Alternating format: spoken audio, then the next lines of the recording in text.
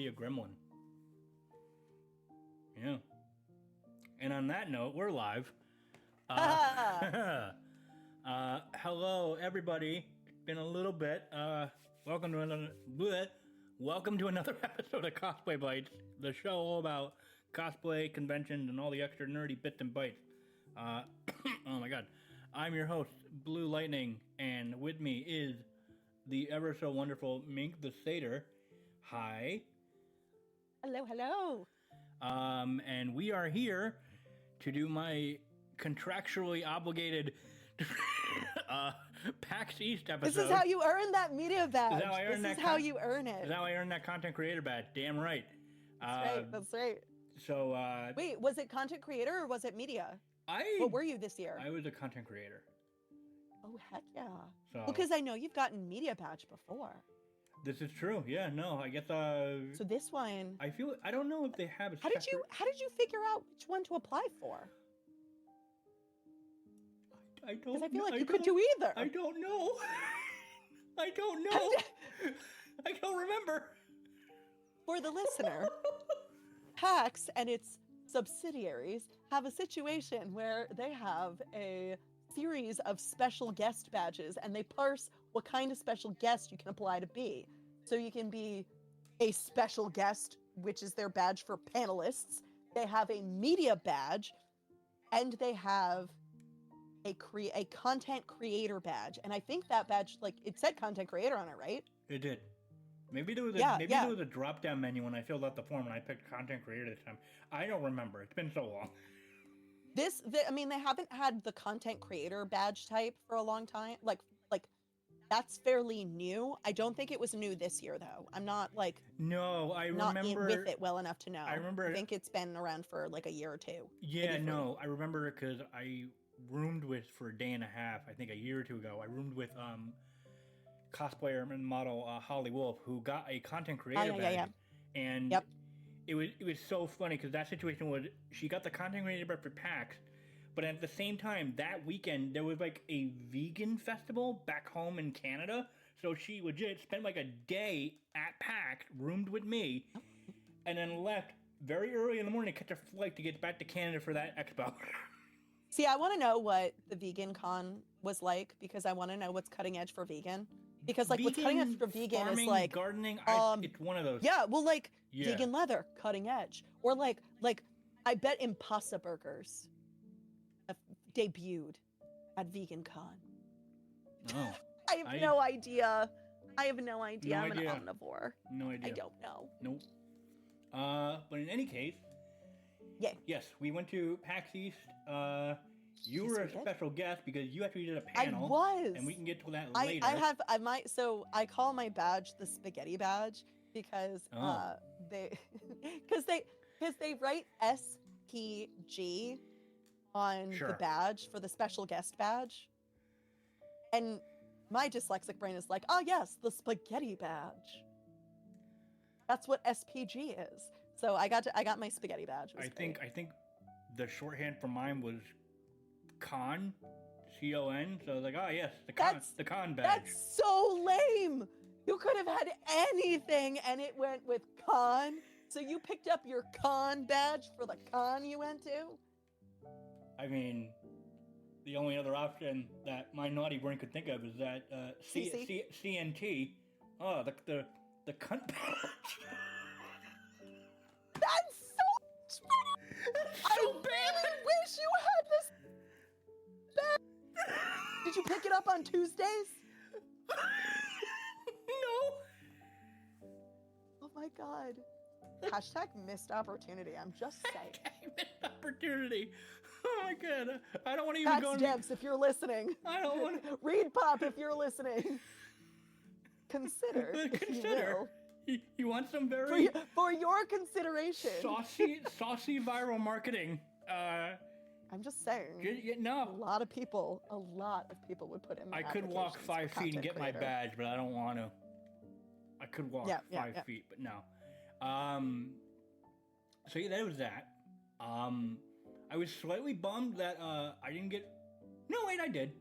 I remember last year they gave us like a free pack of Red Bull. Because Red Bull Yes, had the they had that for the special guests too. It was like if you had a special badge, you got Red Bull. Red Bull just really, really wanted you to have them. Because I remember last year I picked up my badge during like non-convention hours, and they were like, "Oh, you're a special guest. Here's your free pack of Red Bull." And they literally gave me a 4-pack. It was like, you gotta be careful who you hand this to. It's like dangerous stuff. Yeah, they want you to have your wings when you create stuff, you know. They want to give you wings real bad. Real bad. No, but I did get a free pack of Red Bull. Not just to think of a can, because they had that tavern set up. Yeah. Which I mean, I didn't really do much of because it was really complex. And it's like, oh, I need to. You were like, yeah, that's too much for me, man. That's too much work. Above my pay grade. Yeah, that's like I can't. Yeah, but it's like bring a new hero to the tavern. They were like, yeah, make a new friend. It's like, you ask a lot for this 34-year-old. Excuse me. It was make a new friend. It did bring a new hero to the tavern. I have the card right here. Oh, but you gotta make a friend and bring them. Yeah, that's the kind of quest that if I had known about, I would have been dangerous. Complete all 10 quests for a free box of Dragon Shield card sleeves and a free Dragon Shield deck box. And I only am finding out about this now? I don't even care about the cards. I don't even care that I don't care what the prize is. I only care that there is a prize. Here, let me. Yeah, Red Bull Table Tavern. The only thing I got marked off was, oh God, I can't. Essentially, have a Red Bull at the tavern. Have a free Red Bull at the tavern. That was one of the spaces. Then it was that was a free space. Yeah, learn a magical spell from a wizard. Join the cheers during last call at the tavern, which I don't know if that meant. So you have to be there when the con closes. Exactly. No, I'm tired. I did not make it to when the Expo Hall closed on any of the days. No, that's a lie. Saturday I made it because it took my adventuring party that long to get to the adjoining hotel so that we could go get a lift to the place where we were doing hot pot. Yeah. And I was the entire time, me and my friend Korea of Korea VT were like, Korea, I always want to pronounce it stupid. So Korea and I were sitting there like, gang, we gotta hit the road before 6 p.m. when the Expo Hall closes, because when the Expo Hall closes, everybody and their mom are gonna be hitting the road, and it's gonna be really hard to leave. If I didn't have to leave that Sunday morning, I would have went with you guys, because it's just I couldn't afford staying till Monday. Yeah, no, I mean, I couldn't afford staying till Monday either. I just happened to live there.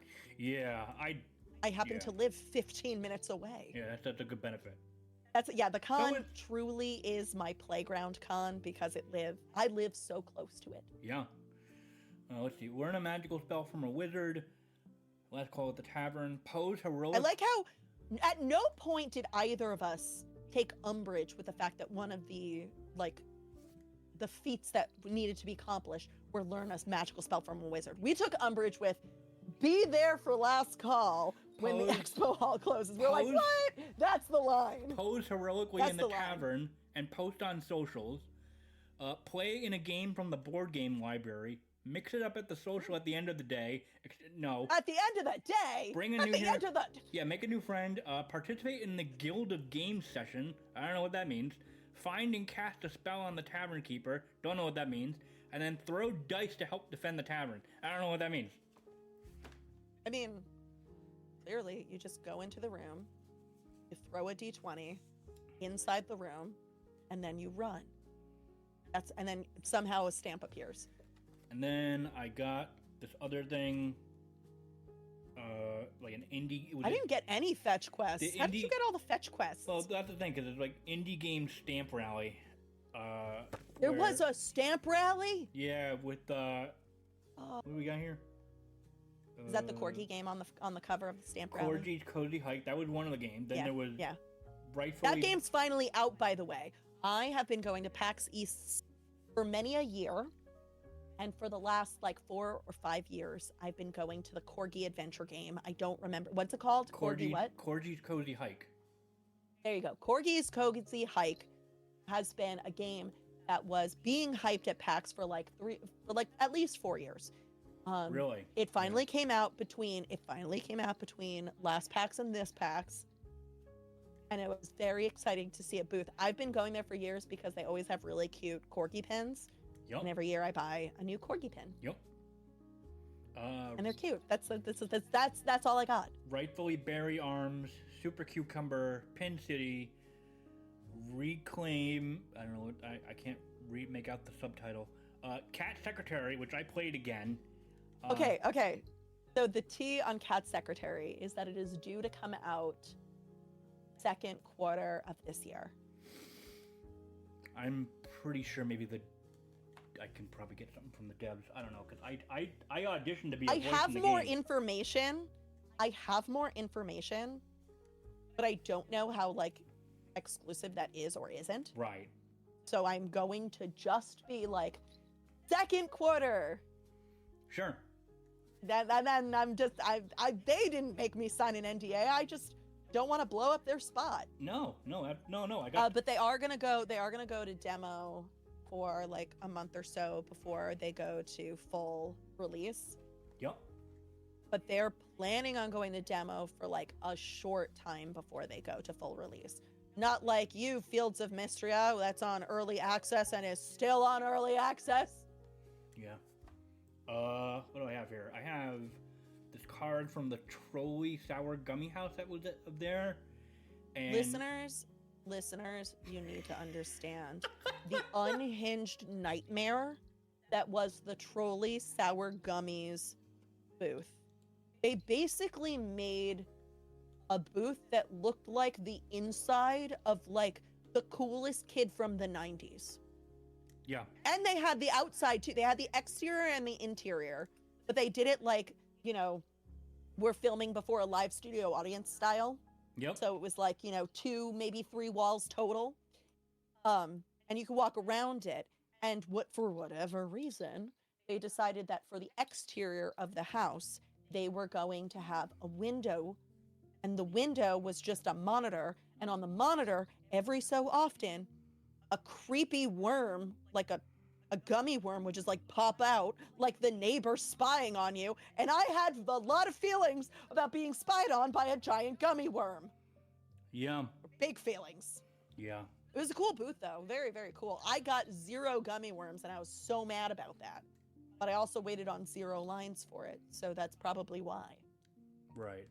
Yeah, but then there's this thing of an egg farmer's backpack that I can redeem on battle.net for World of Warcraft Midnight. I don't play WoW anymore, so that's unused code. Is a partnership I would not have predicted in my wildest dreams. And then it has... Remember when WoW came out? Do you remember? When Pepperidge WoW Farm came remembers. Out? Yes! Okay, yeah, yeah. Where were you when WoW came out? I don't know. That's not... And then for some reason, Cumberland Farms Smart Rewards is at the bottom of this... Cumbies did a promotional at PAX?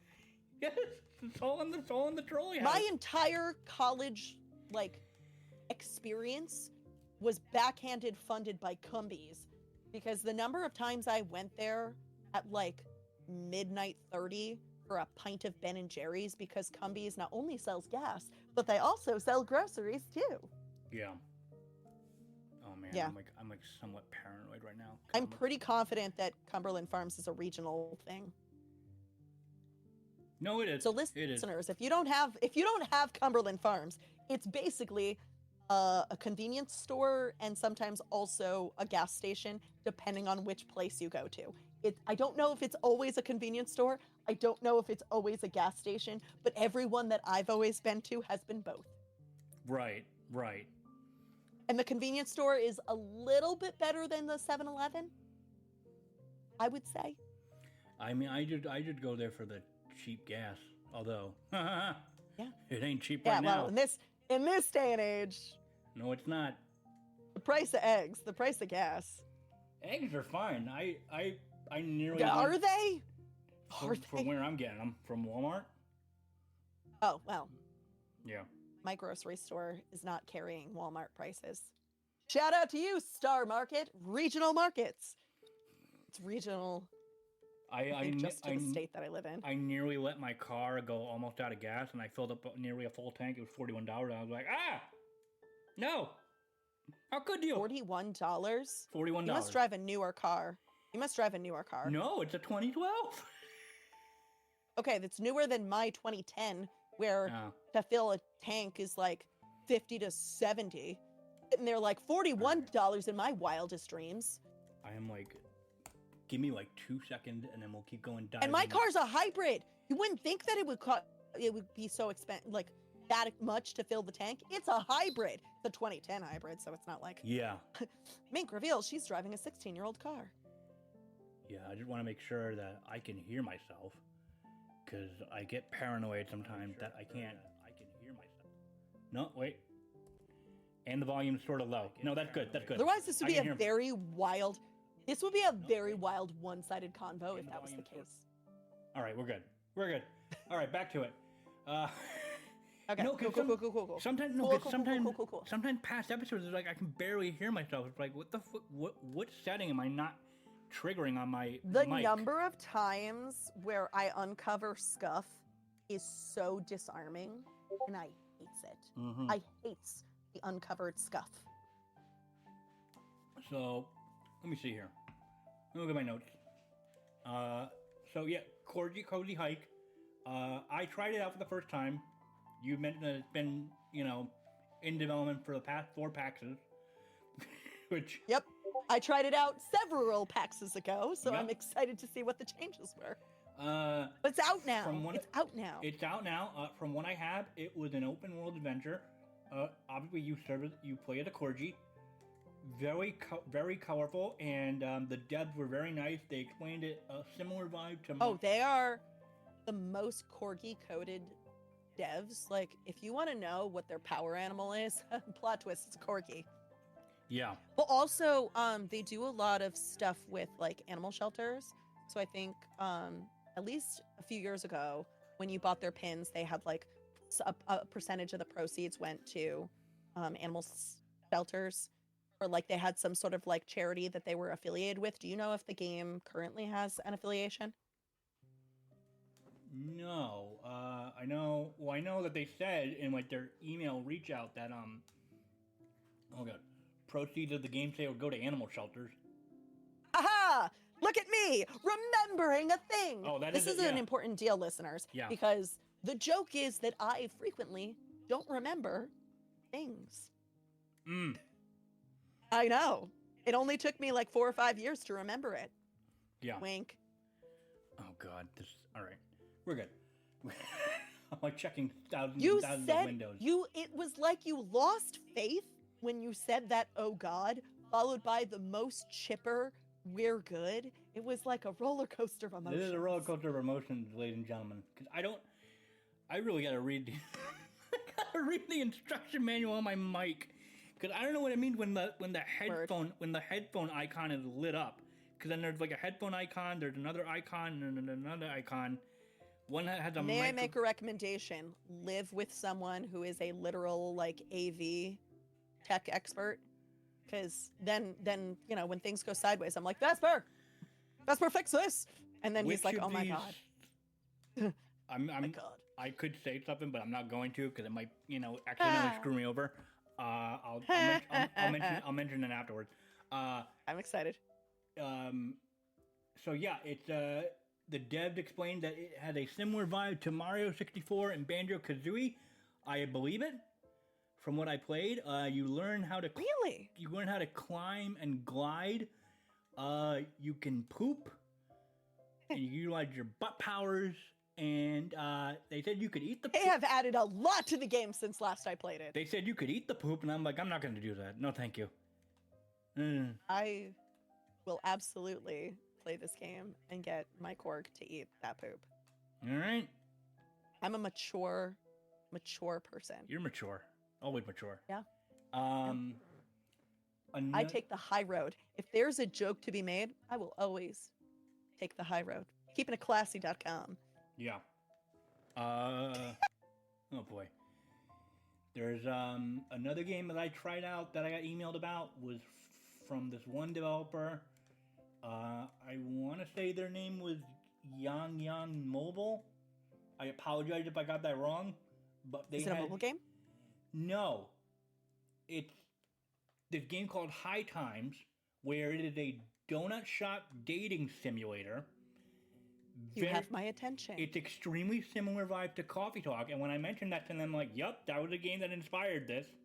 Oh, I love games inspiring games. So, you play as a person who is running a donut shop, and they have this they invented this confectionery technology where when you frost up the donut can change someone's mood and how they're feeling.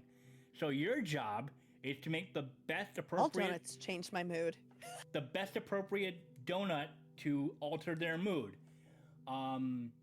Very colorful. Okay, so it's like a cozy, maybe witchcrafty-esque game because you have to mood match. It's modern. Yeah, you create mood-enhancing donuts.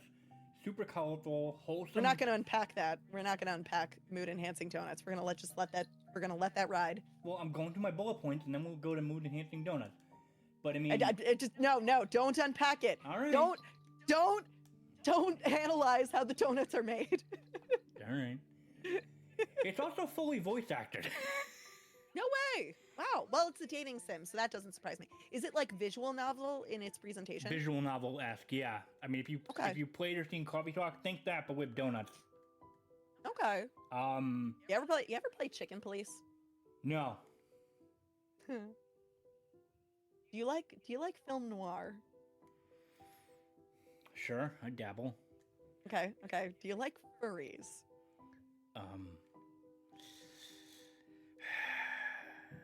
I'm not gonna out myself, but I mean, I recommend Chicken Police. I don't have a problem with furries. I don't think I am one. Okay. Although I don't know. It basically film noir furries and the police officers are both chickens. That's the elevator pitch. There's a mystery. It's great. It's very film noir. All right. I have to. Not a game I played at PAX. Just a fan. Not a game you played at PAX. Okay. All right. Actually, no. I think a couple PAXs ago they did have a booth. Like their producers had a thing. All right. This might go weird. Because I gotta plug in the laptop because it's slowly dying. Fun. You did. I heard the telltale sign of something being plugged in. And now, because there's so many goddamn windows open, my laptop is somewhat slowing down. Bear with me, but we're fine. We're good. As I've said that for the umpteenth time. Oh, boy. A roller coaster of emotions. Yeah. We're on the upswing, everybody! Oh, my God. Yeah, no, there's a lot going on. I get that a lot. Slight tangent before we get into more of the games that I played and checked out. There was, all the cosplay that I made. Saw. Jesus. I was gonna say, wait, did you cosplay and I missed it? I didn't, no. Sometimes you do. All the cosplay that I saw, oh my God, my computer is so slow. All right, you know what? I do not think people need to have... You know what? Nope. We'll do it live. Yes. That's what Bill Riley said, right? We'll do it live. I will take your word. I don't know the man. Bill O'Reilly. Oh my God. Yeah, wow. So the cosplay this year, I wrote down, the franchises that I saw stuff being represented. Claire Obscure. Yep. Always so many baguettes. So many baguettes. Always a pleasure. I saw, their traditional default baguettes, other unlockable versions that or unlockable outfits that happened. Neat. Then there was a butt ton of Resident Evil that showed up on the day that they had a meetup. Oh yeah, that's right. One of my friends dressed up as Wesker. Yeah, one of my friends dressed up as Hot Daddy Leon from 9. Exquisite, exquisite. And his significant other dressed up as the opera singing zombie that you encounter early on in the game, which is just delightful. They look great. I'll take your word for it. Unfortunately, I'm not down for the zombies. They give me nightmares, so I don't know a lot of the Resident Evil characters or lore because I have a pathological fear. It's bad. No, I get it. I have a fear of I just don't do horror. Period. I can stomach a lot when it comes to horror. Obviously, like nobody loves jump scares, and if you do, you're like a psychopath. Shout out to all my psychopaths. Yay! But like I can handle that. Zombies are like a big I'm out. That's nope on a rope. Yeah. No, absolutely. Let's see. What other? There was the Fallout meetup, so I got to see a bunch of Fallout cosplay on one of the days, or like later on in the day. Let's see. What else? Flip over to my notes over here. Marvel Rivals had an appearance. I saw some Tears of the Kingdom Zelda. Oh, I didn't see much, but that's okay. Yeah. Final Fantasy always visible and appreciated for my eyes. Funny side story that I'll go into a bit regarding the trading cards from Magic. Hollow Knight and Silk Song were popular because Silk Song had just... They sure were! Because they just came out with Silk Song maybe a couple months ago. And, it was great.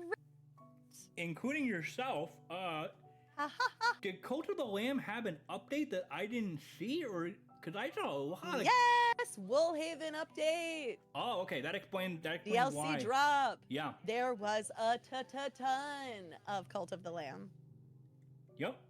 Including yourself. Including myself. Which, yeah, no, we could go into that. So, heck yeah. Did you, you've worn this before, right? Or am I? Nope. All new. All new. Okay, I'm misremembering all something. All new stuff. All good. What was the, what would you say is the most frustrating / difficult part of making that cosplay?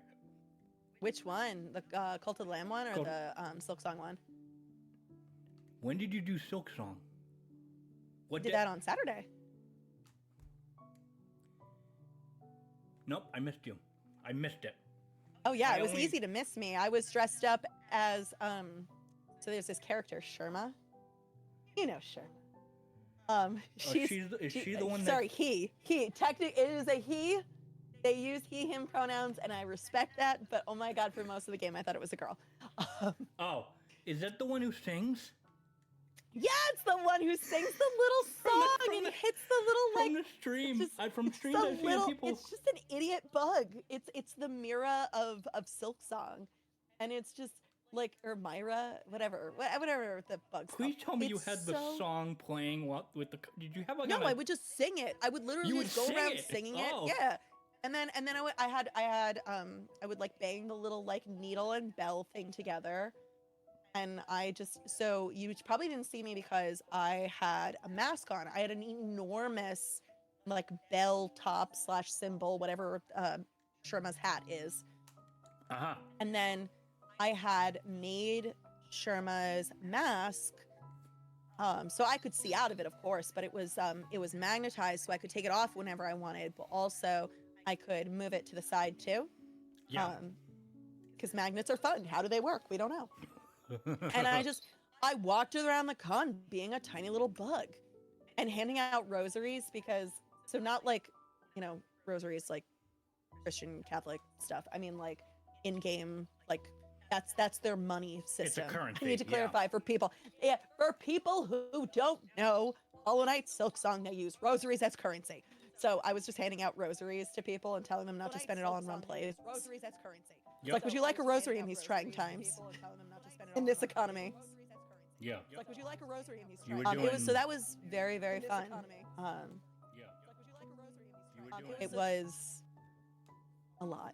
And then on other days, so on Friday and Sunday, I was the lamb from Cult of the Lamb, and I had actually also made my friend's costume. He was dressed as the goat. That was Grinning Hazard. He was the one who came up with the idea to do it because Woolhaven had just come out. Right. He was like, I was thinking of going to PAX as the goat. Would you be my lamb? And I was like, oh, heck yeah. Like 100%. I had only just started playing Cult of the Lamb. Yeah. Like I had not personally played it. I had watched other people play it. Sure. But I had not gotten into it. Or like I played it once as like somebody's player too. So it wasn't like my version of the game. I didn't have my own cult to take care of. Right. So I did that. It's delightful. I love that game. So I got to be the lamb, and it was so much fun. I was surprised how many people like stopped to just be like, "Oh my god, you are the lamb." Yeah. Like I knew the game was popular and stuff, but I didn't expect to get as much love and appreciation for that cosplay, and it was so exciting. Oh, that's great. No, of course. I mean, talk about lighting a fire under your butt to do more cosplay. Like, because I've done a lot of cosplay over the years, Sure. but because I tended to go more in the Pokemon direction and doing like, if this Pokemon were a person, yeah. Sometimes people could recognize what Pokemon I am. Sometimes they don't. And when you're walking around a con in like a full-blown cosplay and nobody knows what you are, that is a hardship on a cosplayer to be like, nobody knows what I'm cosplaying as. Yep. Womp womp. Very. I don't know. You got to have a strong stomach to deal with that. You got to be cool with that. I can't remember if this was how. I can't remember if this was how Danny Lion and I met, but like, cause I remember how when Bravely Default came out, and they had like all the characters and like the gameplay was essentially classic Final Fantasy job system. You pick a job, and so they changed outfit. The performer outfit, the guy, he looked like Elvis. I thought that was a riot. I think Danny only knew who I was because I would ring a bell. I had the wig and everything, but like no, I had other people were being like, "Oh, blonde Elvis." It's like, I understand why you would think so that, but like no.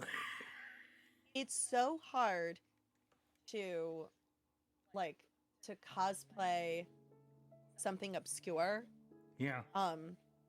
Because you do have to be like emotionally prepared for no one to know what you are. Yeah. You know? And that's like, as long as you're emotionally prepared for it, like that's fine.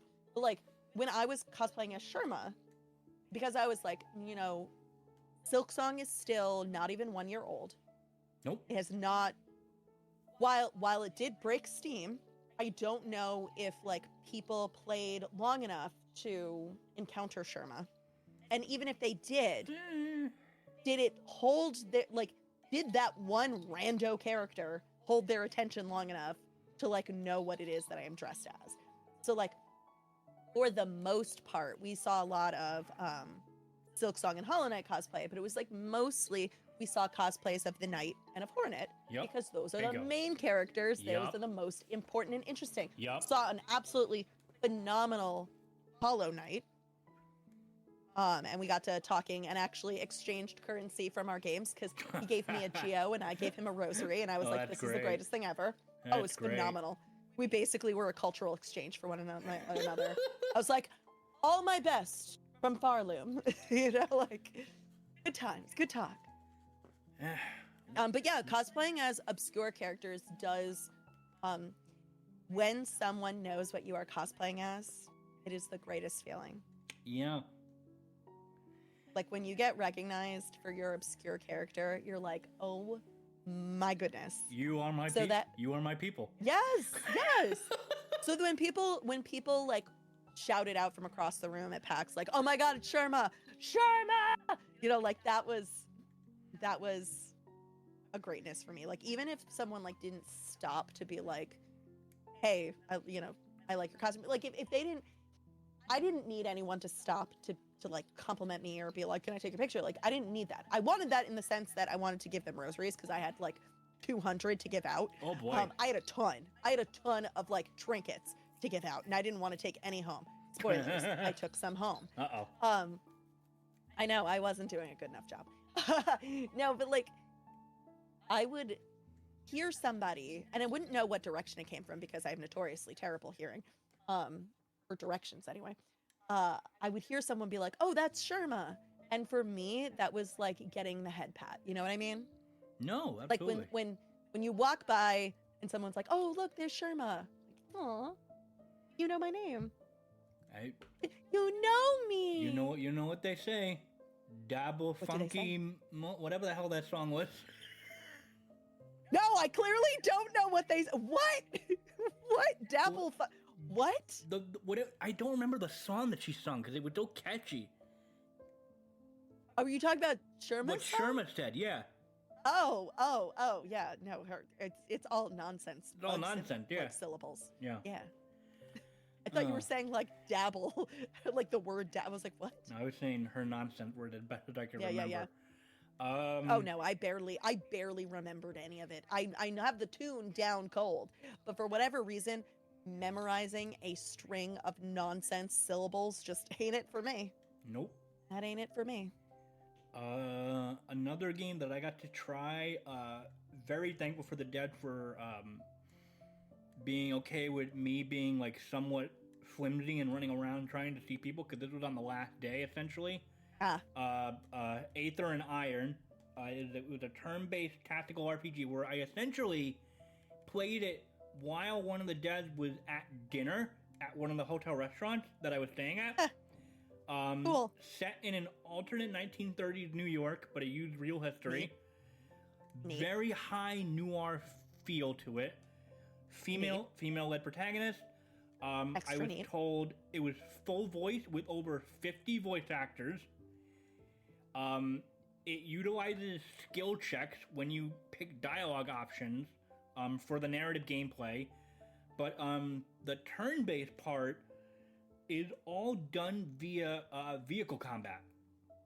So it's very interesting. Visual novel style for the narrative portions, and the guy explained that the length of dialogue is more and or the same length as if you took all 3 Lord of the Rings books and combined them. That's how much dialogue there is in the game. Oh my god. So that is a crazy amount of dialogue.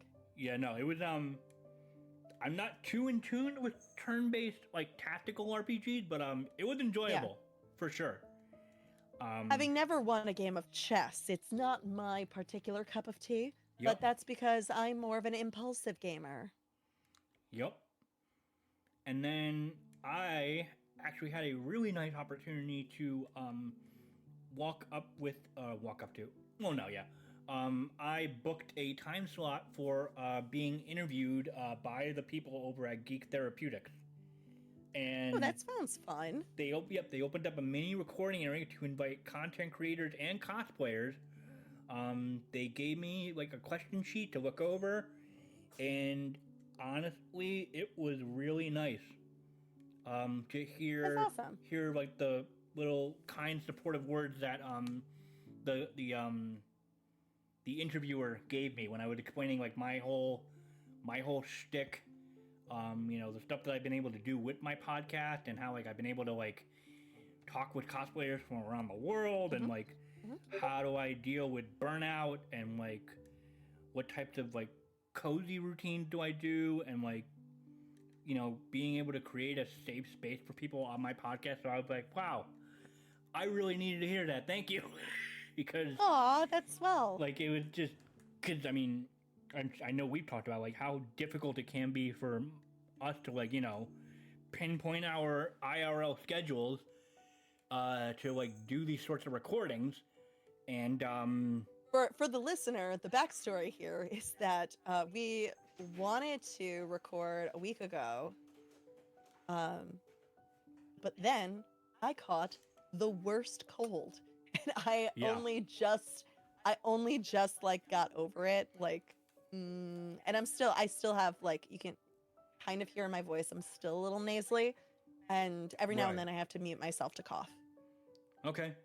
No, I'm glad you're feeling better though. Yeah.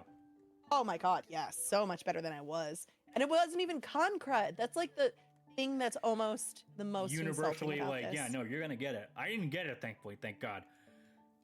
No, I didn't get con crud, but in part that was because my costumes were gloved the whole time. Oh, that does it. Yep, that'll do it. That's the secret, Captain. You wear gloves. I always wear gloves. You don't touch communal spaces. You're not gonna get no. You don't get the sick. No sick, whatsoever. Ever. I'm not a doctor. This is not medical advice. Yeah. Oh, no, that just brought up. Like, I feel. So this was like the first time that I stayed at the Omni. Oh, did you like it? So that's a hotel. Yes. By the way. Because I always stayed at the A Loft, but the Omni was just slightly cheaper, and I was like, I mean, given my current financial status, I needed to do that. It has a very fun area for photography in the Omni. I didn't see that. I did make use of, like, the morning I left on Sunday morning, I woke up early enough to make use of their 24/7 fitness center to get some exercising in. But the first time I went to one of the restaurants, it was like essentially like an old-fashioned sporting pub bar restaurant. And like you do. So I order a drink, and I order a burger sandwich that sounded real good. And it cost $500. Here's the thing. No. Here's the thing. I realized I should have said something sooner because I'm sitting down with my drink. Yeah. And it's been an hour. Nothing's come out, and I'm watching people show up, order, and get their food. And I noticed that the person that was my server, I think she clocked out. And, like, my sleep schedule has been changed completely because of my job at my local gym. So I'm getting, it's like 6 o'clock. I'm getting somewhat sleepy. I motion over to the guy, like, is my food coming out? And he was like, oh no one put it in. And I'm like, oh no. All right, just give me the bill. I will pay for the drink. And he was like, oh. And I don't know the full story. Maybe it's true, but he was like, no one set up a tab, so you're good. So I essentially, oh my God, I got a free drink and I wasted an hour of my life.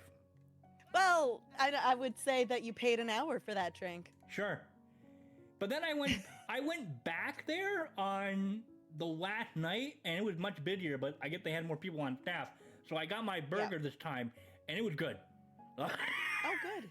Oh, good. It made me feel better about spending more money on food because I essentially got a free meal on one of the days. Oh, well, that's nice. A free meal, ladies and gentlemen, is a drink. Yeah. Or essentially, yeah, you don't have to pay any money. I was very excited at PAX this year. Last year, there was a kerfuffle because there is an outdoor area that is accessible from the side of the convention center that in years past was where food trucks would live and come for the lunch rush. And last year, there were no food trucks. Instead, there was a pickleball court. And I'm sure pickleball is very popular. No one is going to a convention center to play pickleball. Certainly nobody at a video game convention is going outside to play pickleball. Yeah. Which is not happening. And it was more likely just because of the time of the year, because that particular convention was like 2 months later than it would normally be. So I'm sure that, you know, if it were May 2026, there will be a pickleball setup instead of food trucks.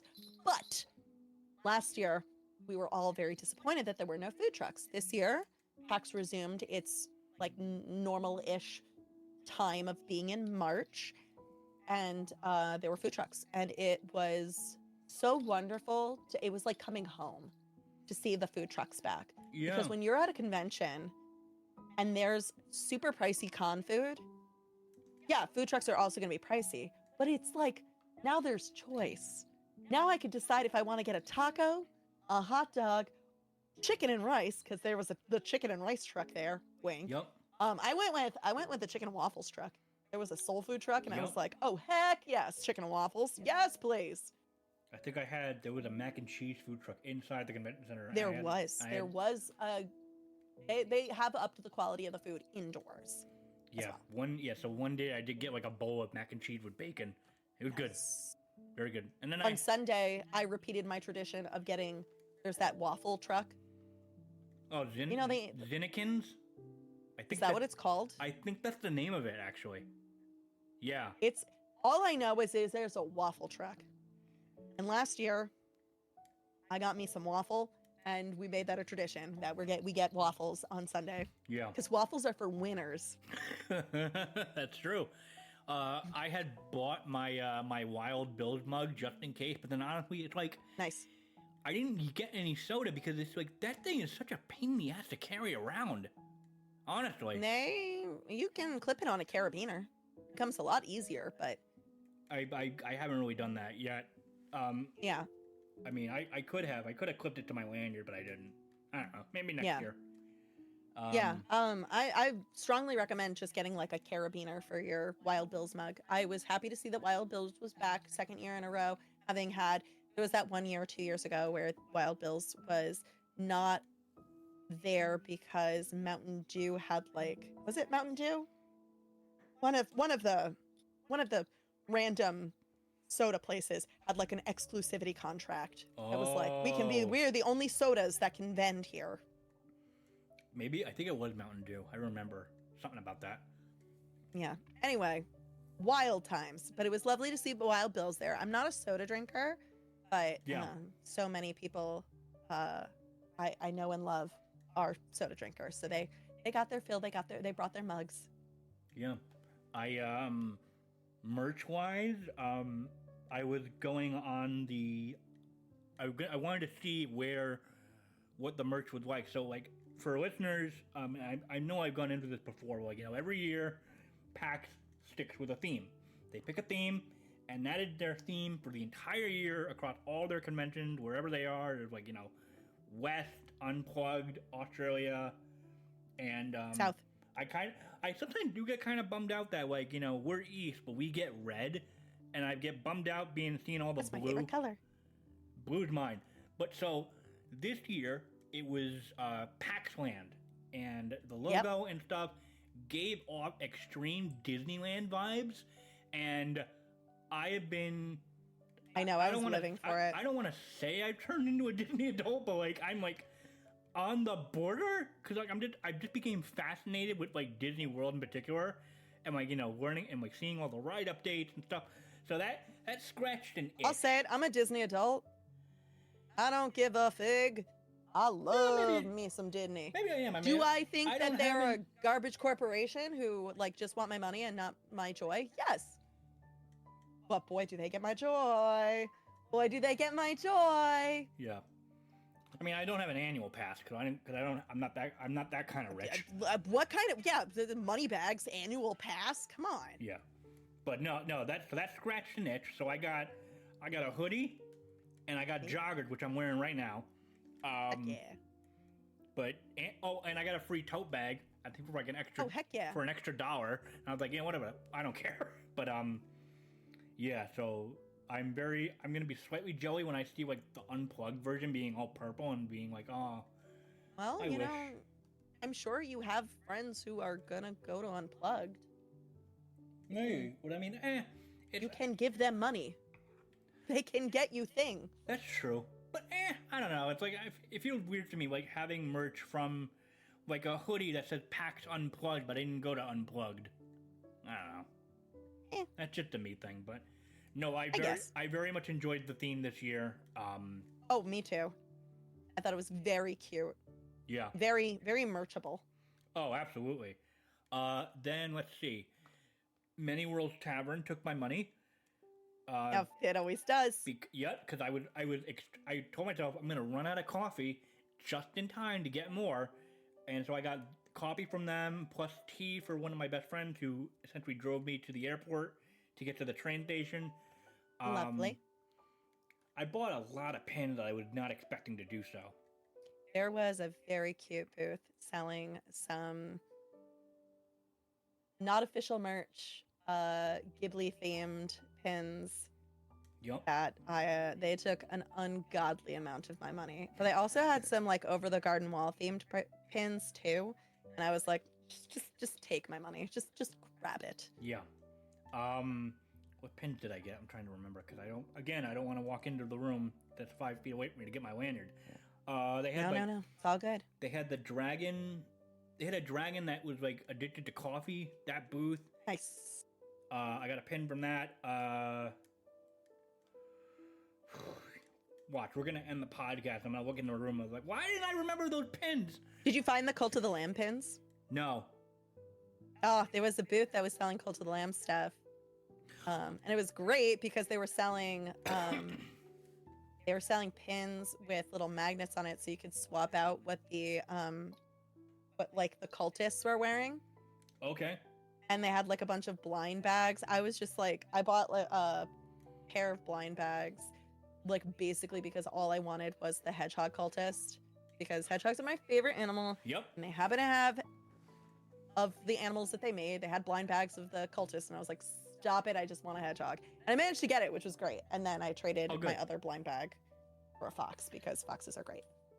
Good. I was just thinking about it. Oh, no, yeah, of course. I bought 2 Coffee Talk pins from Sanchi, I believe. Sanchi is so good. Yeah. And then I got to play Pokopia at the booth. Did you get the free pin then? I did get the free pin. I got the free Ditto pin. Yes. It is adorable. It is on my little bag. I'm trying to think of what other. So I did the Pokopia booth. Yep. I went to the Pokopia booth. And I want you to know something. The woman, so sweet, was just like, oh, have you played this game before? And I was like, lady, it has only been out for 2 weeks, and I have sunk hundreds of hours into this game. Laurel! Like, yes, I have played this game. She was like, I will let you to it then. And I was like, cool, hey. And then there was a person next to me, because I was like on the corner. There was a person next to me, and I just like wanted to get through the tutorial, but all I really wanted to do was just watch someone who had never played Pokopia play Pokopia and experience it for the first time. Yep. And I was so butthurt that I was like, no, I gotta play my game so I can like beat the demo and get the pin. Yeah. But I want to just like watch this other person. I wound up like there were people in the line like just outside of the booth, and I wound up just like joking with them while I was doing the demo. It was very, very fun. Yeah. No, I enjoyed it. I do want to pick it up at some point. Yeah. I don't know how. It's literally Pokemon meets Animal Crossing meets Minecraft. I didn't think that there was more crack cocaine available, but here we are. How does Nintendo do it? They come up with these viral games that just take. I'll tell you how Nintendo does it. They didn't. It was the people from Dragon Quest Builder. Dragon Quest Builder, yeah. But it's like I don't know. It's just so weird. They're cashing in on my nostalgia like Disney, and they getting my joy. They're getting my joy. Yup. Let me see. What else are in my notes? It's a good time. It's a good time. Let me see. I just spent 3 hours in Pokopia trying to build a prison for Mr. Mime. You messaged me that, and I caught a glimpse of it on your stream. I was like, oh wow. Did he request the prison, or you just said no? No, I built the crime for the mime. Oh, you know what he did. Oh my god. You know what he did. Oh, it was great. I built a labyrinth underneath the back rooms. So literally I built a back rooms so that I could have underneath the back rooms the actual prison. I really don't like Mr. Mime, y'all. He knows what he did. He knows what he did to He knows what he did. He knows what he did to Ash's. You know what he did? To Ash's mom. We know what you did. Yo! I'm not gonna open. I've already opened that can of worms. I wasn't gonna out his crimes. I'm gonna. I did. Yo. Helping around the house just friends my ass. He eats out of a dog bowl. I don't know why that's bad, but it's pretty bad. Pretty bad. A little bowl on the ground. He doesn't even eat at the table like people. Know your place, mime. Know your place, mime. Okay, sorry, that's enough. All right. Got a lot of ire. We got it. I got a lot of vigor and vim for this. This much strut. Oh no! No, you just reminded me. I saw people dressed up as like the freaky mime enemies from Claire Obscura Expedition 33, and it was amazing. Oh, well, that's good. I'm glad it was amazing. Like very freakishly amazing. Hooray! Saw a bunch of heavy-duty Warframe cosplayers with the giant, like Space Marine armors. Yep. I think that was a bunch of what I can remember, but so you were a special guest. It's you true. had how many panels? One or two? Just one this year. Okay, and I think I was just running around, so I didn't get a chance to go to it. But it was That's all right. cosplaying on a budget with rocket props. Yep. That's correct. Budget-friendly, budget-conscious cosplay with rocket props. And it was really, really wonderful to get to work with him again. Because, first of all, he's just like an upstanding human being. Yeah. And then second of all, he's an incredibly knowledgeable human being. So I loved that. I love that the two of us got to vibe together and do a panel together. Yeah. And it's very sweet because we don't have to do a whole lot of prep. We've been doing panels together as part of like a ring of cosplayers that all met up. We all met each other at either Dragon Con or New York Comic Con, like some number, an absurdly high number of years ago. Sure. And we started doing panels together. And now at this point, it's like we know our talking points and we know like how to vibe with one another. So it's just like the two of us just showed up and had like, just like, it was like gals time. Like we just chatting. Sure. And the fact that there were people there who could learn something or take something away from our panel was lovely. But truly, like, I would do 100 panels with Rocket. Rocket is just like a great builder, great maker. I forced him, because he's now a business owner, I forced him to also like, do some branding, because he's also the inventor of the Beval, which is a device that you can use to put in very specific angles into your cuts, which is very helpful for cutting like EVA foam. Yeah. But it's not exclusive to EVA foam. It's like for whatever you're cutting. But EVA foam is the thing that most cosplayers need specific angled cuts for. Right. So it was really great that I got to be like, no, actually plug your stuff. What are you doing? Plug your stuff. So I like forced him 5 minutes before the actual panel to like add in slides. I was like, no, do more. Add more. He was like, are you sure? I was like, yes, my dude. You're literally built. I literally build you in the panel as, cosplayer, owner and inventor of the Beval. Like, you don't understand. Yeah. Your credentials. I need you to be branding. Get that coin, honey. Get that coin. Get that coin, honey. He actually did sell some Bevals after the panel. But we did give one away. We gave one away. Okay. Because I like Q&As. So I was very, very upfront. I was like, listen, in our panel, I want to give stuff away to specifically people who ask questions, because those are the people who are the most engaged. Those are the people who are the most locked in. Sure. And it's a lot of bravery to ask a question. No, it is. So I gave everybody who asked a question. If you asked a question, everyone who asked a question got a gold star. Which is to say, I gave them a gold star enamel pin. Mm-hmm. Yep. So if you asked a question, you got a gold star. And then one lucky person also got a Beval as well. Nice. And I was really, really excited about that. I was like, yes, we want prizes in panels. Yeah. You could do literally anything at PAX that you chose to hang with me. For an hour. Deserves a Yeah. prize. For a whole hour. For a whole stinking hour. You deserve a prize. That means, listeners, y'all get a gold star from me. Wink. Wink, wink. Yeah, I maybe it was just because of how my time there was set up. Because I mean, if I get to like stay overnight Sunday and like go home Monday and just not have to worry about work, I would have done more research into going to the panels, but I didn't. So I didn't really go into... You know, it's funny with the panels. I feel like they were very, very spread out for content, which is a good thing. Yeah. I would have liked any VTuber panels. Any? Or just more? Any. There were none this year. None. Hmm. I know. But there were... Wasn't there any, like... There was a VTuber meetup, which is nice. Okay.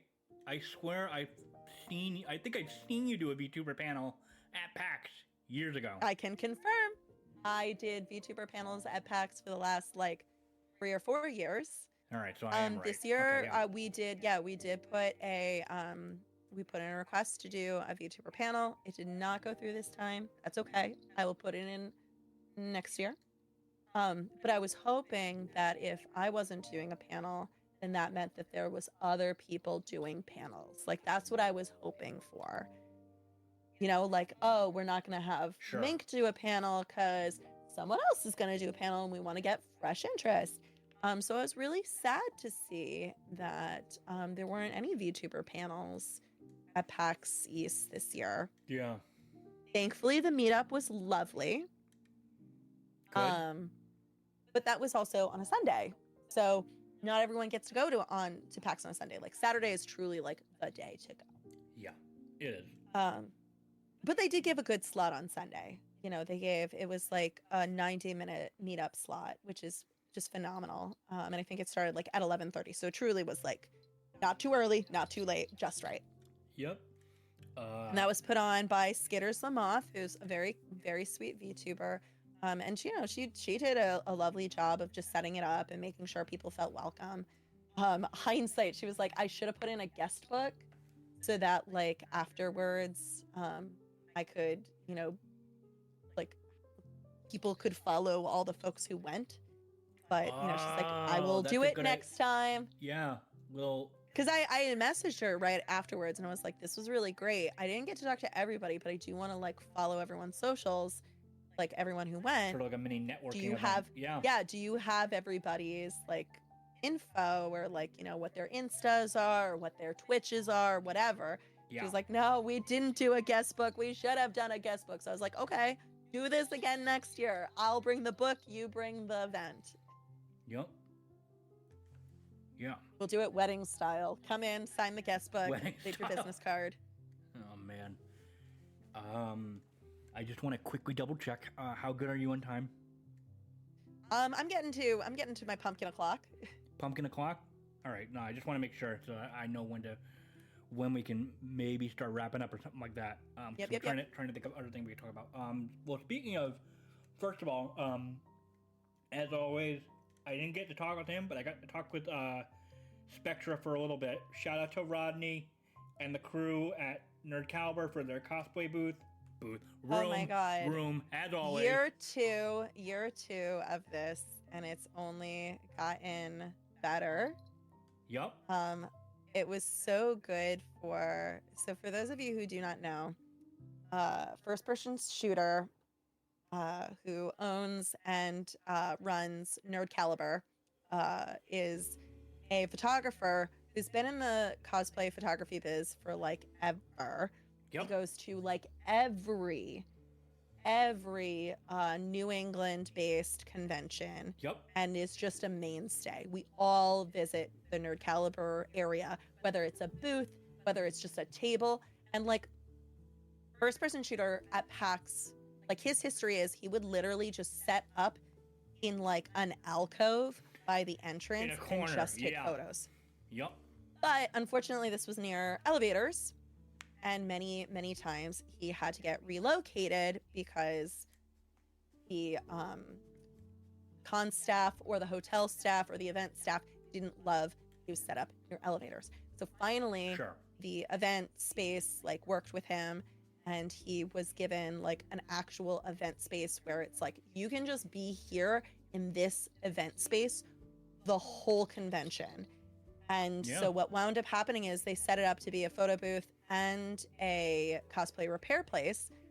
And the cosplay repair place was brought to you by GiveWave Studios, who is a cosplay maker extraordinaire. He does it all. He is incredibly talented.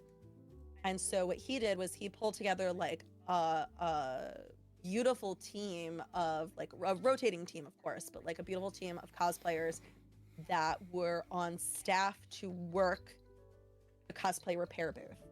So it was like go in, get your photo taken, but also like here's an area to just hang out and just lounge, or like here's an area to do makeup touch-ups, or like just see like here's a mirror for God's sakes. But they had like all manner. Yeah, here's a mirror. Go do a check. But they had like all manner of like repair stuff. So if something broke, you could just go there and fix it real quick. Or if something wasn't fitting right. So like my buddy, Grinning Hazard, was my goat to my Cult of the Lamb. And Friday was the first time he put the whole costume on together, including putting on his horns. Okay. And he had bought a pair of horns, but I had made his crown, which I had attached to a headband. Yep. And so he was like, I'll just like it's like a slip on, so I'll slip on the horns onto that same headband once you hand it off to me. So I handed it off to him. He slips on the horns. They look great, but they don't have a really solid base to them because he just slipped them onto a headband, and the headband's not very thick. No. So when he's wearing it, especially when he was outside and the wind picks up, they're like wibble wobble. They're going all over the place. It's really driving him bananas. And I was like, I know exactly where we're going to go. Our first stop should be the cosplay repair station. Like, I suspect all this needs is if we get like a little bit of EVA foam and stabilize your horns to the crown part of the headband, it just needs like a thicker base to sit on. Right. And so that's basically what we did. We walked in. GiveWave actually immediately approached Hazard and was like, "Hey, like, what's your problem? Can I help?" Because that's the best part of having the cosplay repair station, is that they had like seasoned cosplayers be like, "How can I help? Let me make recommendations." Because sometimes you come in, you're like, "It's broken.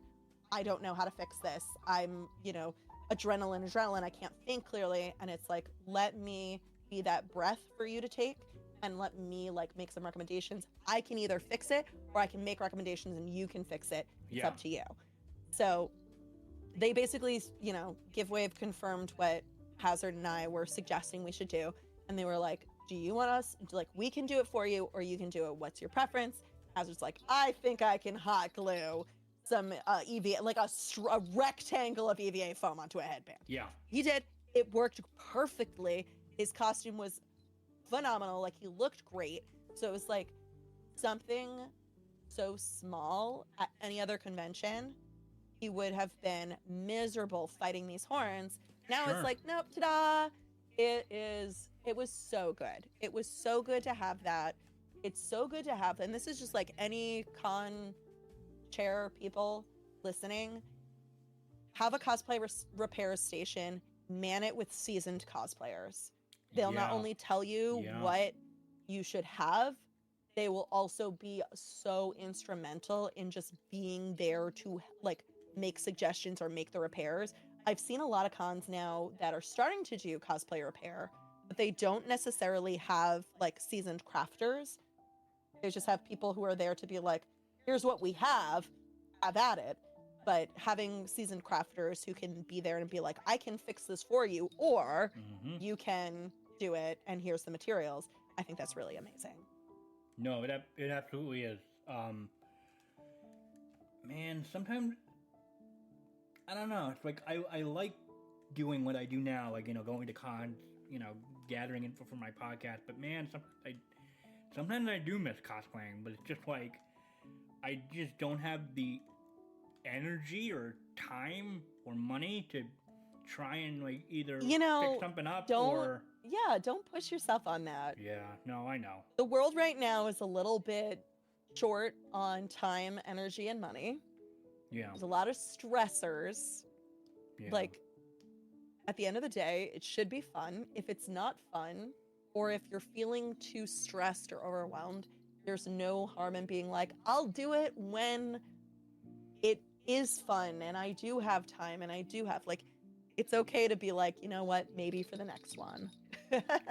Yeah, I'd have to, maybe one year, like, I'll take stock of what I have and figure out what outfit do I want to rewear again. That's also a good thing to think about, is like, what do I have? What can I rewear? Like, you don't need to kill yourself making something new. No. Advice, I should take my own advice, sure, but like, it's important to hear. It's important for me to say it out loud so I hear it.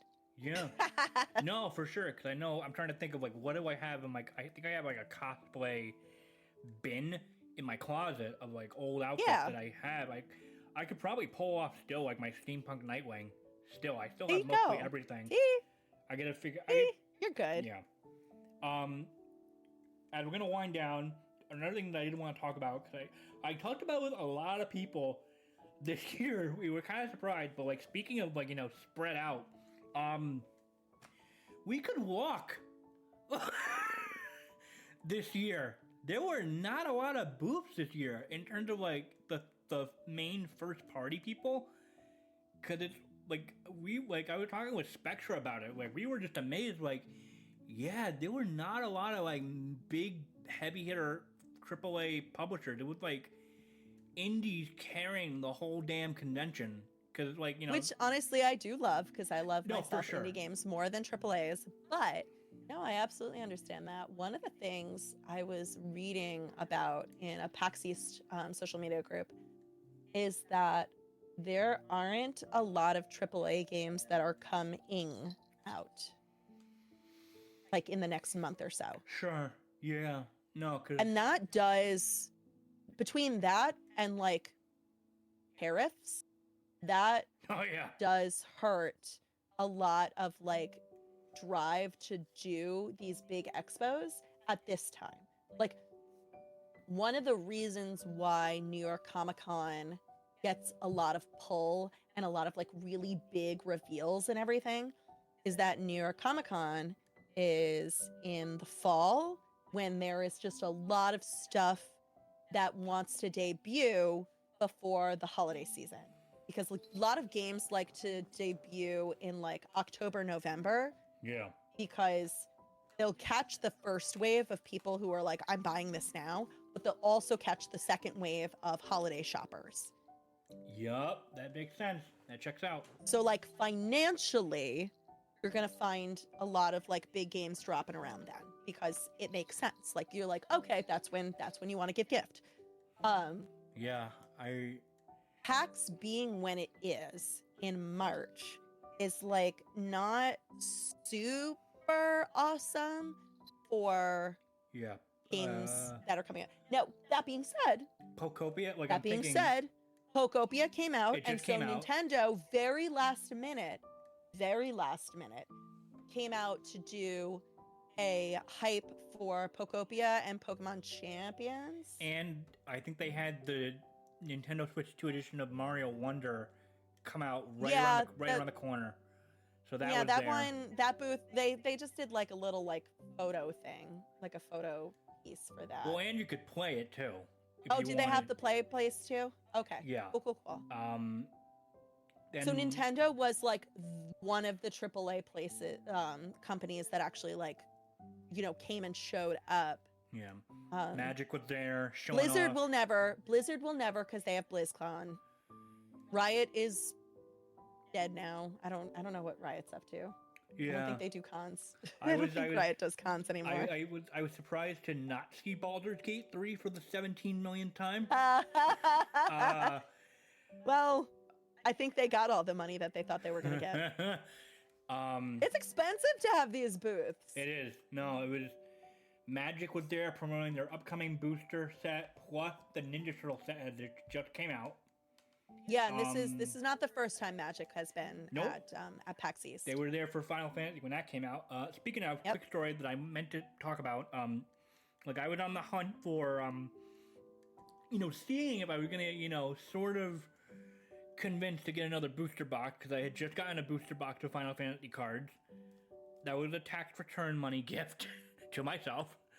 And, you know, I'm looking at, you know, this one, as always, you know, the trading card business is like booming in the tabletop section. Sure. I go up to this booth, you know, looking at the Final Fantasy stuff, and a guy just comes to me and like, you like Final Fantasy? He's like, yeah. He's like, here, take these cards. And I'm thinking he wants my opinion on them. And they're like fairly rare cards, like rare fairly rare variant versions of these cards that like I personally did not have them in my set because like I have. You're like, yeah, all right, I'll take.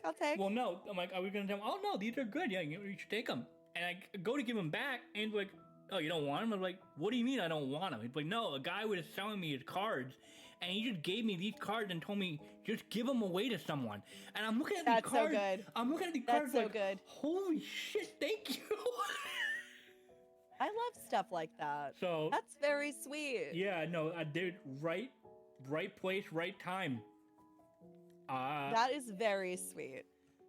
There were some cards that I didn't have that I wanted to eventually get in my little set. Like, you know, I don't play Magic, although one of my best friends is trying to get me to play it again and like make a Final Fantasy deck. Yeah, but you can still collect and appreciate. No, that's exactly why, because I love Final Fantasy and the art that I've been seeing of these cards, especially when they had the big blowout panel a year or so ago that I got to go to. Yeah, it was a year ago they did the big panel on the main stage. And I see all the art preview and I was like, oh yeah, no, I want these in a binder.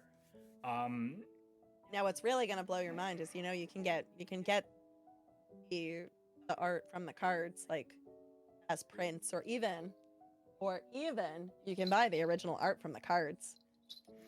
That's a thing. Why did you tell me this?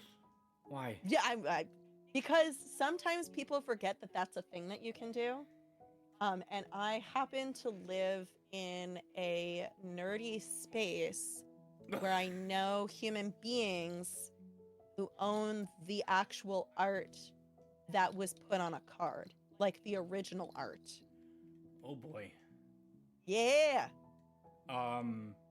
Get yourself to be in a space where you know very interesting people. You don't yourself have to be the most interesting person, but get yourself to be in a world where you know interesting people. You will be interesting by association. No, I don't have to be Mr. Dos Equis interesting man in the world, but I do know I know you. Yeah, but you know what? You can know him. Yeah. Aww. I mean, I do have... Because then, because I'm a teacher by day. So then every now and then I get to like drop, like my students will be, I have a student right now who's like obsessed with horror genre stuff. And I'm like, oh, I got a buddy in the industry who like, you know, used to work for horror movie makers and like just make props and costumes for horror movies. I can see if he's got any pictures from like the stuff that he can release so you can see behind the scenes stuff. Yeah. Like, do you know how impactful that is on a third grader? I can imagine. Oh, that third grader was like, what? Yes. And I was like, yeah, dude. My teacher's this cool. Give it a day. What? No. My teacher knows someone this cool. I don't have a rim shot button, so just imagine.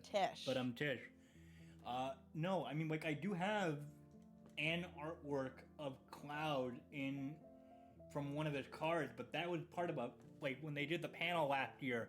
Yeah, they did. They handed out cool posters. And I got lucky. It was one of several. Like, you could get several characters, and I was like, oh yeah, no, Cloud, Sephiroth. Like, I wonder what. And then I saw Cloud, and I was like, holy shit. Lucky and me. You too, dear listener, can go through the archives and find the podcast where we have this conversation 1 year ago. We talked about. Oh God! See, no, yeah, dude. Memory of a goldfish. Memory of a goldfish. Well, the joke is that I started today's podcast talking about how garbage my memory was, and then have been throwing deep cuts like I'm on some sort of Focalin. Oh, I'm not. It is genuinely, I'm just locked in right now. There's no other explanation. Yeah. Yeah. So I don't. we'll see how next year goes, because I don't know if I'm going to be going next year, simply because... Wow. Well, no, it's just because there was another con that I'd really love to go to for the first time, just solely on the fact to meet cosplayer that I don't think I would ever meet in person at another event, because this is, Very valid. long story short, this one cosplayer, she started, and it was like, I think the second year, an 18 plus, like, spicy creator convention, and it was literally, it's in Texas, it was literally a week after PAX, and I'm like, I can't swing 2 in a row. I can't. It is that's very fair. It's not financially responsible. And so I don't know when, I can't remember when PAX East is next year. Because I think they did put out the dates. I think it's in April. All right, we'll have to see. Yeah. Hopefully I'm in a better spot financially by then. Oh my god. Oh God. I mean, that's that is something. First of all, I wish for you. Yeah. But I wish Thank that you. for all listeners. Like, Oh, guys, for sure. That feeling is real. Yeah. But I mean, the place where I'm at now, they treat me very well for what it is. And they know I'm trying to get into my career again. Yeah, I mean, ain't that always the way? They treat you well, but they pay you like poop. Or they pay you well, but they treat you like poop. You can't win. You can't win. Or you could be like me, where they treat you fine and they pay you all right. Could be better.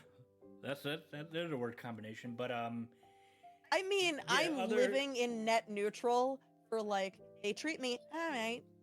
They pay me, well, I'm a teacher, so not enough. Yeah. No. Especially not this year. Especially not this year in April. Listeners, it is April at the time that we are recording this. And let me tell you, there's a reason why Teacher Appreciation Week is sometime around now. I don't actually know when Teacher Appreciation Week is, ironically. It always catches me by surprise because it's always when I am the most stressed at work. Oh boy. Oh boy.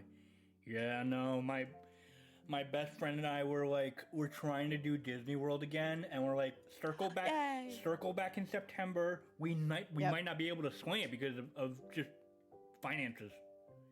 So that bums me out. Although if you're gonna go, September is a pretty good financial time to go. Well, no, we were thinking like circle back September to book it and go during the Flower and Garden Festival. I love the Flower and Garden Festival. That's usually when I go. I usually like to go in February. Because then we also want to try to swing one day at Epic Universe. Oh, yeah. Because very, very fair. My best friend wants to geek out at Dark Universe. I want to see Super Nintendo World. I hear Super Nintendo World is a lot. It's very overwhelming and cool. Oh, yeah. I would like to, at some point, visit the How to Train Your Dragon space. But I have so much fun at just Disney. And I'm like, no, I would plan a Disney trip. And then on a separate adventure, plan, like, I can't share my Disney time. That's my Disney time. You know, we have like a rough... I'm never going to make it to Universal.